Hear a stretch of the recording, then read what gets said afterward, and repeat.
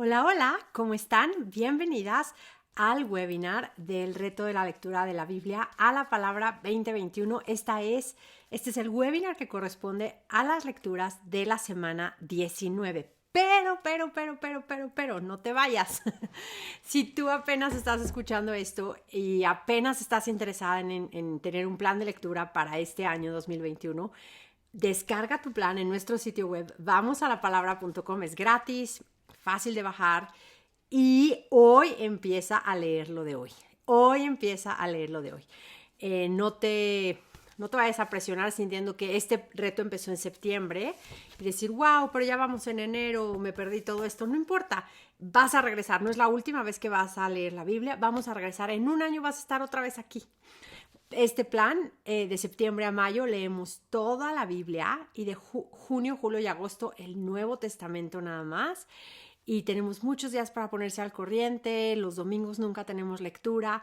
Y de verdad te animo muchísimo a que hoy descargues el plan y hoy leamos lo de hoy. Estos webinars son una ayuda para justamente ayudarte como a ver que toda la Biblia cuenta solo una historia de redención en la cual Cristo es el personaje principal, no tú, no yo. Y bueno, espero que sea de muchísima bendición. Esta semana, las lecturas de la semana de 19 es de enero 21, es lunes 11, Mateo 20 al 25, martes 12, Mateo 26 al 28, miércoles 13 es un día de ponernos al corriente. Si te falta de verdad uno o dos capítulos o un día por aquí, un día por allá, a lo mejor lo puedes usar para ponerte al corriente, pero si apenas te estás integrando al plan o si te faltó leer todo un mes, es imposible ponerte al corriente en un día. Entonces, olvídalo y toma la lectura opcional que viene ahí, que es Filipenses del 1 al 4 y el Salmo 72. Y luego, otra cosa maravillosa de este día de ponerse al corriente es que es una ventana buenísima para poder invitar a muchísimo más personas a unirse al reto de la lectura de la Biblia. Háganlo de verdad, háganlo. En nuestra página vamosalapalabra.com, abajito del video está el plan para descargar y abajo de la página está un enlace a nuestra cuenta de Instagram, un enlace a un grupo de apoyo de mujeres para mujeres en Facebook también que pueden unirse. Entonces, bueno, ¿y por qué es muy buen punto? Porque el siguiente día, el jueves 14, empezamos todo un nuevo libro. Empezamos Primera de Reyes. Jueves 14, entonces leemos el primer libro de Reyes 1 al 5 y Proverbios 1. Viernes 15 de enero, primer libro del Reyes de 6 al 10 y Proverbios 2. Y sábado 16 de enero, el primer libro de Reyes del 11 al 15 y Proverbios 3. Entonces, bajen su plan en nuestro sitio web vamosalapalabra.com y hoy leemos lo de hoy. Ok, bueno, vamos a orar una oración. Señor, vamos a decirle, Señor, gracias te damos por tu palabra. Te pedimos que nos des oídos para oírte y ojos para ver las maravillas que hay en tu ley. Señor, enséñanos. Si tú no nos enseñas, no podemos aprender. Gracias te damos por la suficiencia de las Escrituras. Te pedimos que no menospreciemos, que no pensemos que solamente leer la Escritura no es suficiente, que necesitamos tener muchos libros de ayuda y muchos comentarios y mil cosas para poder aprender. Te pedimos, Señor, que de verdad nos hagas sencillas, que volvamos a tomar el gozo de simplemente leer la palabra creyendo que tu Espíritu Santo la toma y la aplica a nuestras vidas. Transfórmanos, Señor, a medida que venimos a tu palabra. Te damos gracias, Señor, en el nombre de Jesús. Amén. Amén.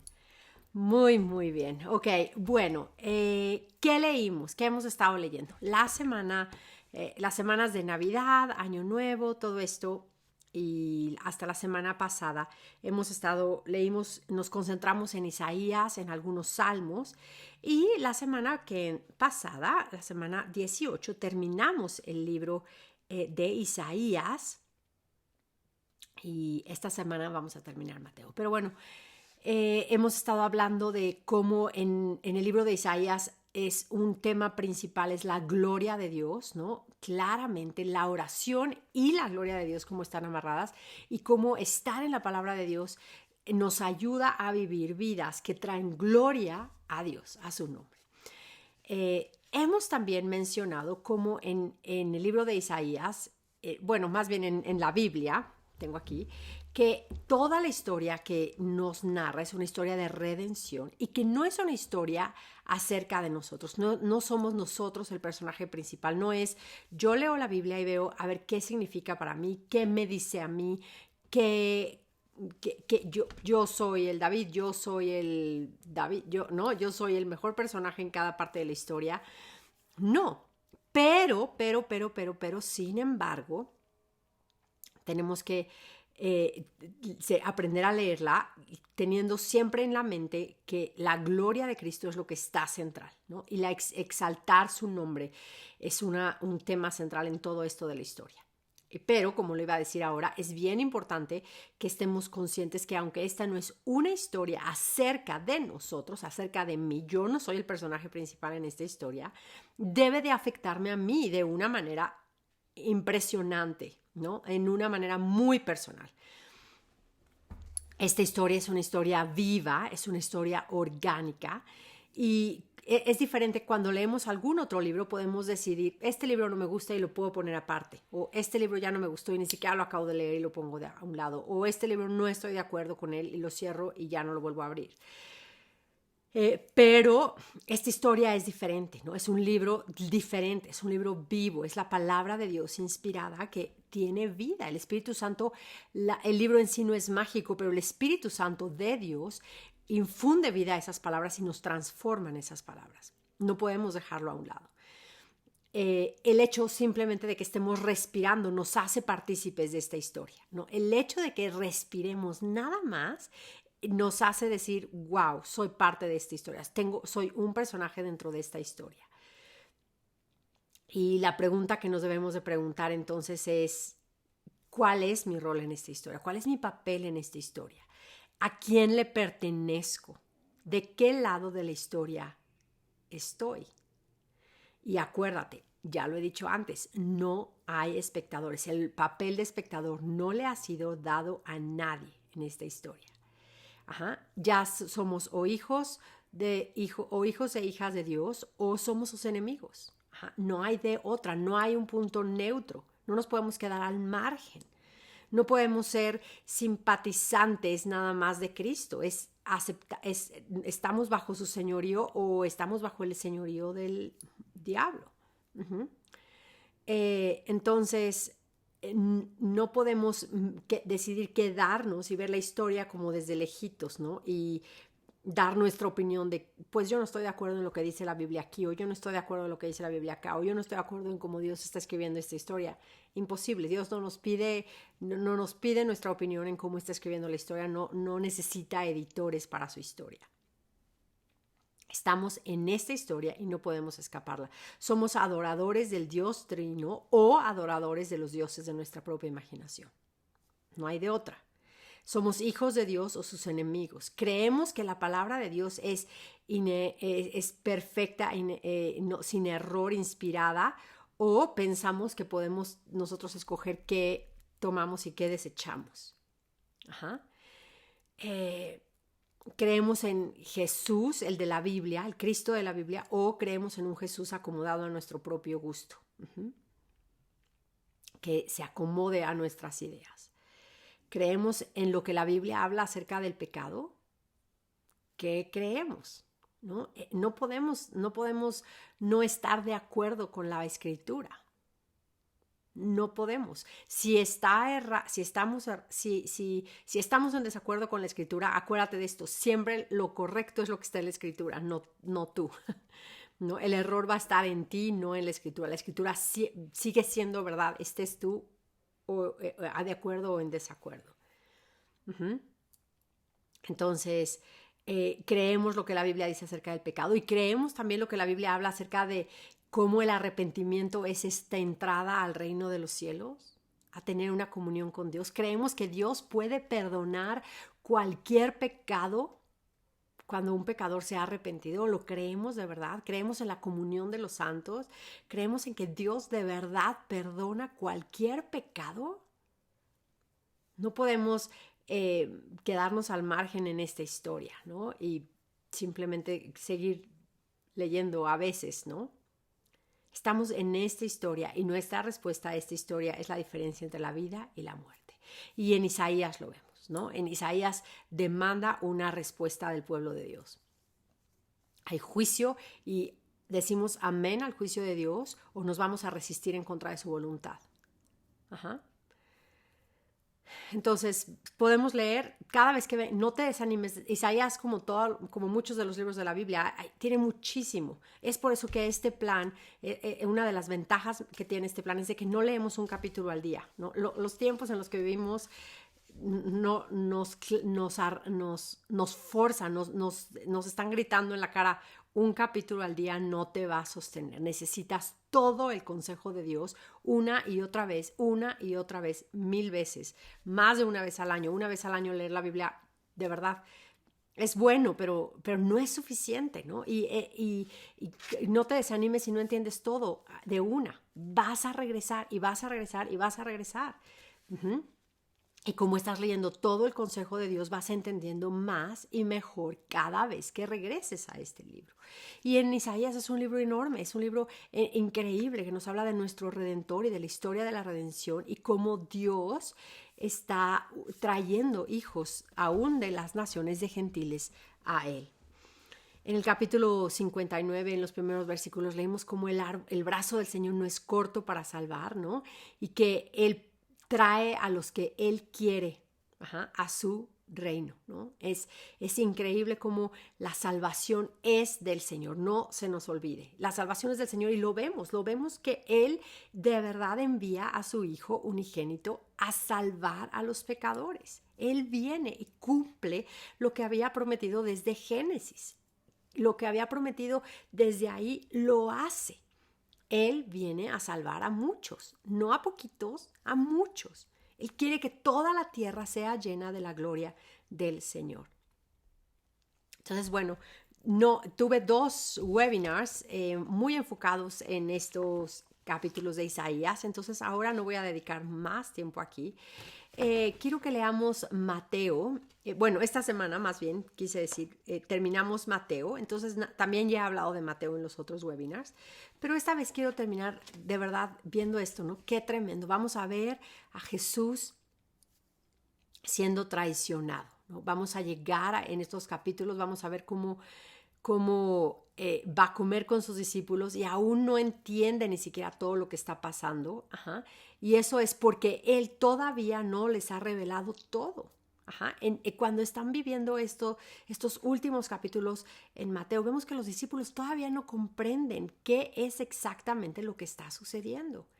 Y es porque Cristo no ha abierto todavía sus ojos. Todavía el Espíritu Santo no ha venido, todavía no les ha iluminado, todavía no ha abierto los ojos para que entiendan completamente toda esta historia de la redención. Tienen muchas claves, tienen el Antiguo Testamento, tienen a Cristo que ha estado descifrando todo esto para ellos, pero todavía cuando venga el Espíritu Santo sobre ellos van a entender y completamente qué es lo que está pasando, ¿no?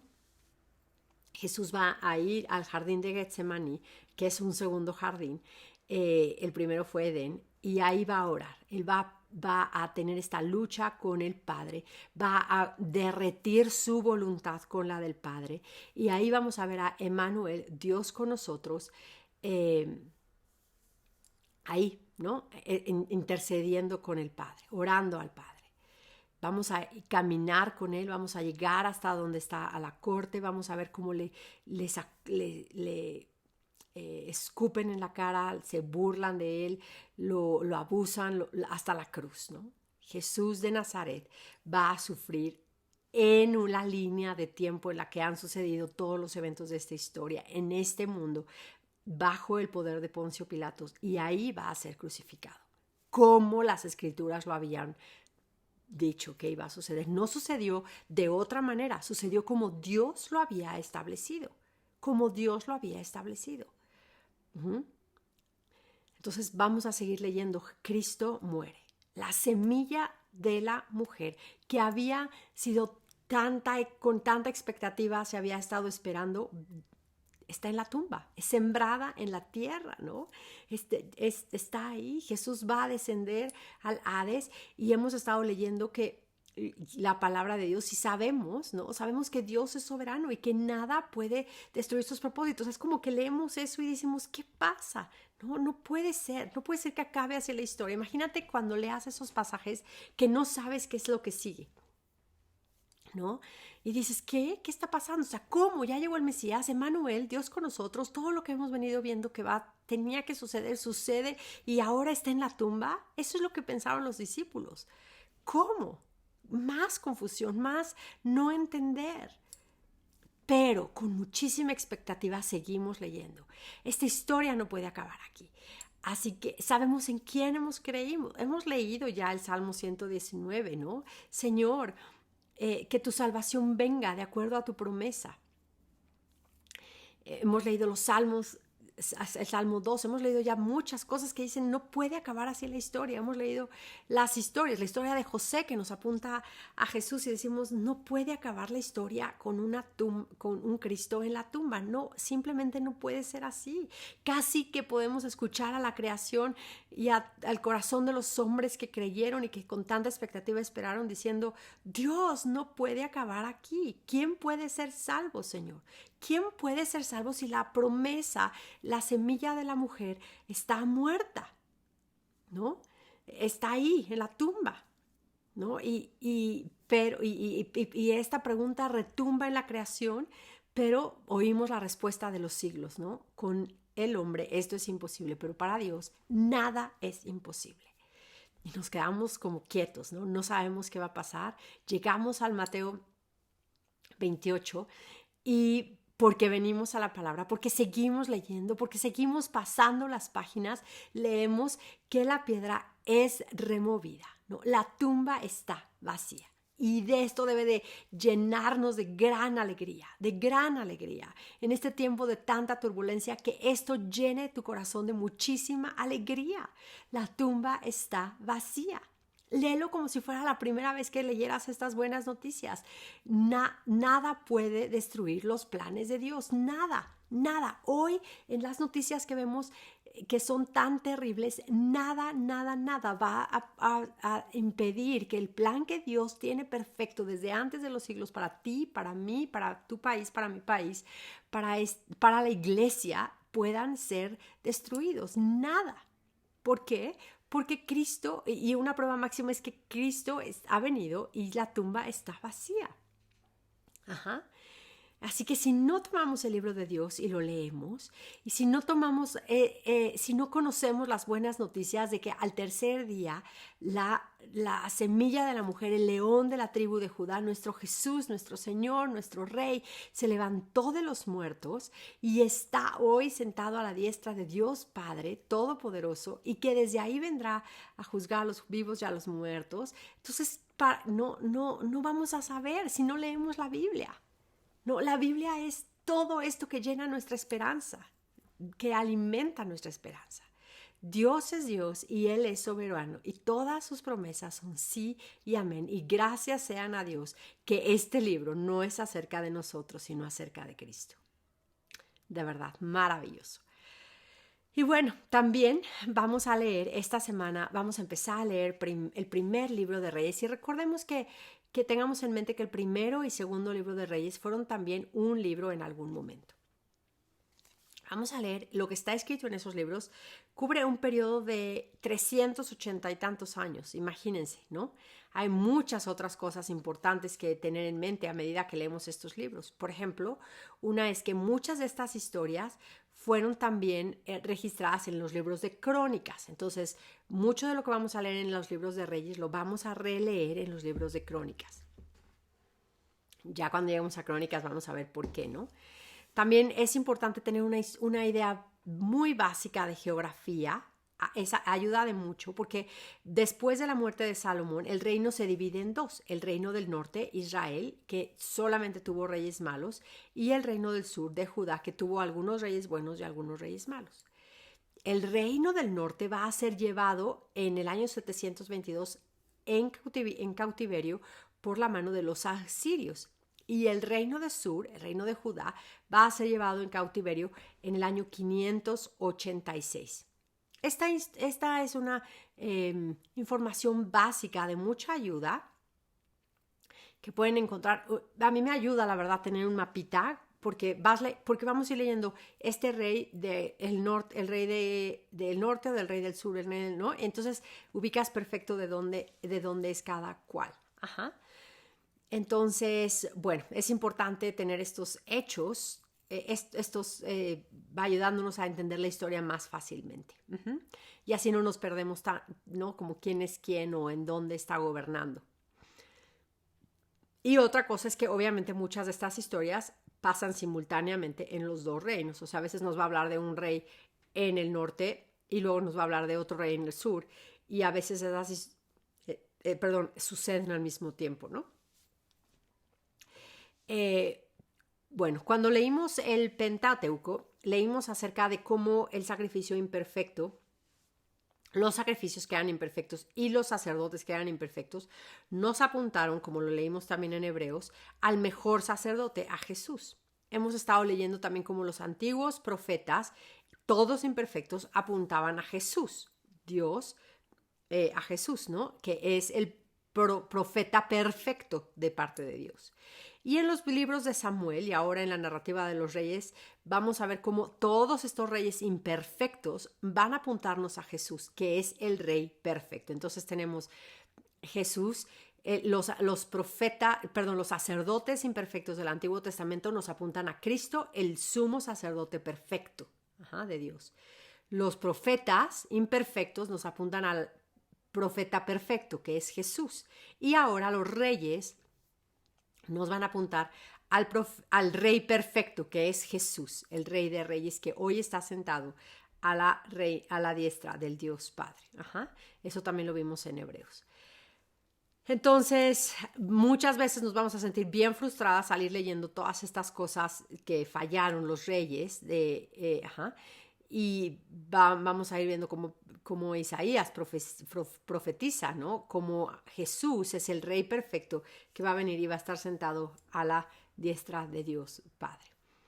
Es también un buen momento para recordar cómo queremos estar seguras que estamos entendiendo cómo toda la historia de la Biblia es una historia comprensiva, y que Dios tiene algo que decir acerca de los reyes. En Deuteronomio 17, del 14 al 20, leemos que Dios les dio leyes concerniente a los reyes que iban a tener. O sea, en ese momento ellos no tenían reyes.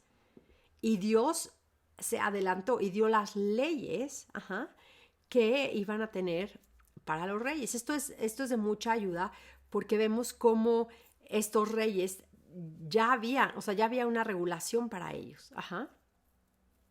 Muchos de estos reyes fallaron gravemente y muchos otros temieron a Dios, pero fallaron en destruir completamente todos los falsos dioses o fallaron en no educar hijos, ¿no? Que reinaran conforme a la ley de Dios.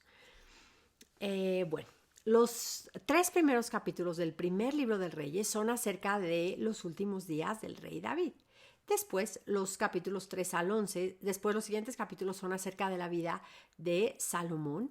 Y vamos a estar leyendo también Proverbios 1 al 3. Proverbios, el libro que Salomón escribió.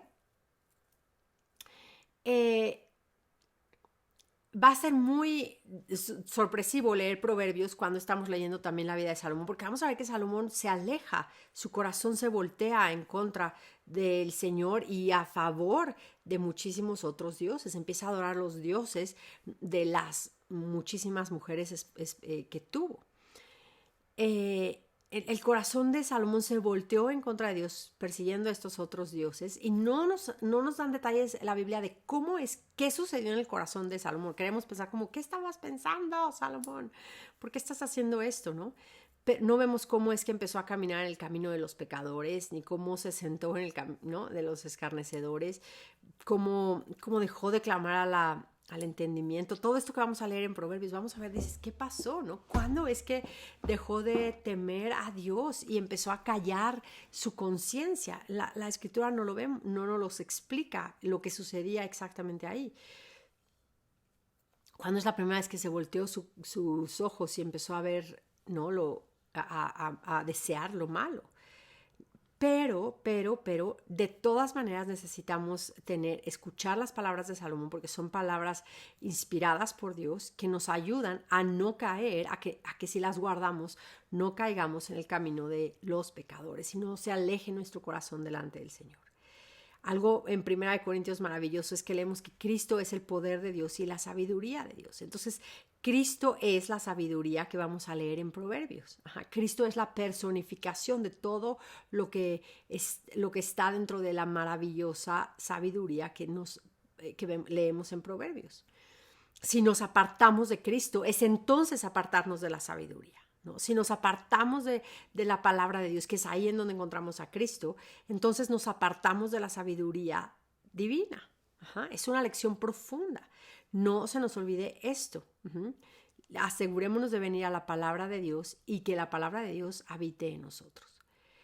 No tenemos no tenemos una narrativa, una narración de cómo Salomón o cuándo Salomón se arrepiente en estas páginas de la Biblia. Pero podemos leer que Jesús dice en Lucas 11, 31 al 32, Jesús se refiere a él como un gran hombre. Y también sabemos que Salomón en los últimos días escribió el libro de Eclesiastés. Y vemos Eclesiastés no puede ser escrito por un hombre que no haya experimentado la gracia y el arrepentimiento de Dios. Entonces, poniendo estas dos cosas juntas, sabemos que al final de sus días, Salomón voltea de regreso al Señor, ¿no? Voltea de vuelta al Señor y escribe el libro de Eclesiastés, que ya lo leeremos. Entonces estoy segura que nos vamos a sentar en la gran boda del Cordero, también con Salomón, en la presencia de Jesús, nuestro Rey perfecto, nuestro sacerdote perfecto, nuestro profeta y la sabiduría de Dios. Entonces, bueno, para terminar, vamos a leer Proverbios, vamos a orar, una oración basada en Proverbios 1. En Proverbios 1.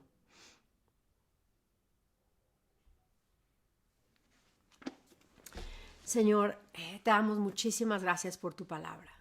Gracias que nos has dado también los proverbios, Señor, para aprender sabiduría e instrucción y para discernir, Señor, qué hay en estos dichos tan profundos, Señor. Señor, gracias que nos has dado estos proverbios para recibir instrucción en sabia conducta, en justicia, en juicio, en equidad. Señor, somos simples, te pedimos que nos des prudencia, te pedimos que a nuestros jóvenes des conocimiento y discreción. Señor, si hay alguien sabio entre nosotros, Señor, te pedimos que la palabra de Dios nos haga crecer en conocimiento, Señor, que los que sean inteligentes, Señor, adquieran más habilidades, que entendamos más tus proverbios, tus metáforas, Señor, las parábolas, que las palabras de los sabios y los enigmas, Señor, que podamos entender lo que está escrito, Señor. Si no nos enseñas tú, no podemos aprender.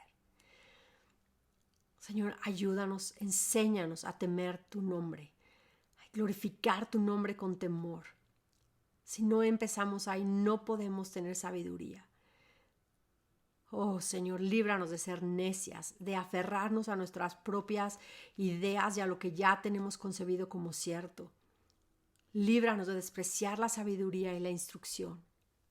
Ayúdanos a seguir la instrucción de los padres de la iglesia, Señor, de aquellos que fueron antes que nosotros, de los que son mayores, Señor, de los que fundaron desde los apóstoles, Señor, toda la historia de la iglesia, los que han estado, Señor, haciendo que todo sea posible, Señor. Ayúdanos, Señor. Ayúdanos a no abandonar las enseñanzas de nuestra madre, si nuestra madre es piadosa, o de la madre que es la iglesia, Señor. Señor, ayúdanos a ponernos, Señor, como guirnalda de gracia a nuestra cabeza y collares a tu cuello, a adornarnos, Señor, con la instrucción bíblica.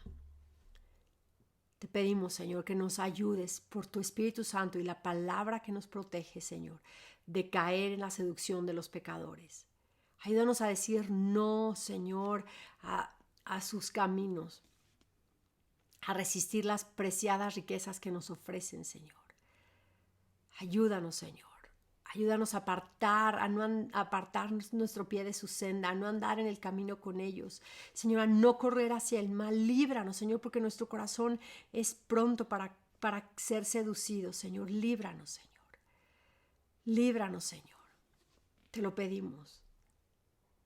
Señor, ayúdanos a oír el clamor de la sabiduría y a atender a su voz.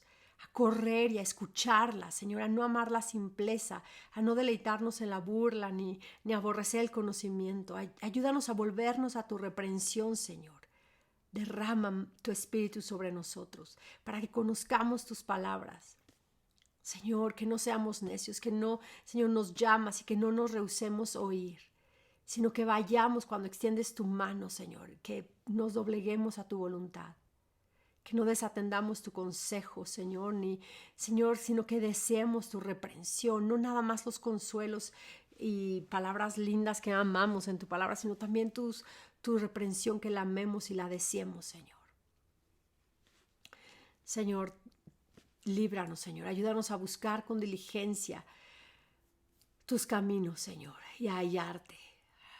Líbranos de odiar el conocimiento y de no escoger el temor del Señor en las actividades diarias de nuestra vida y en las intenciones de nuestro corazón.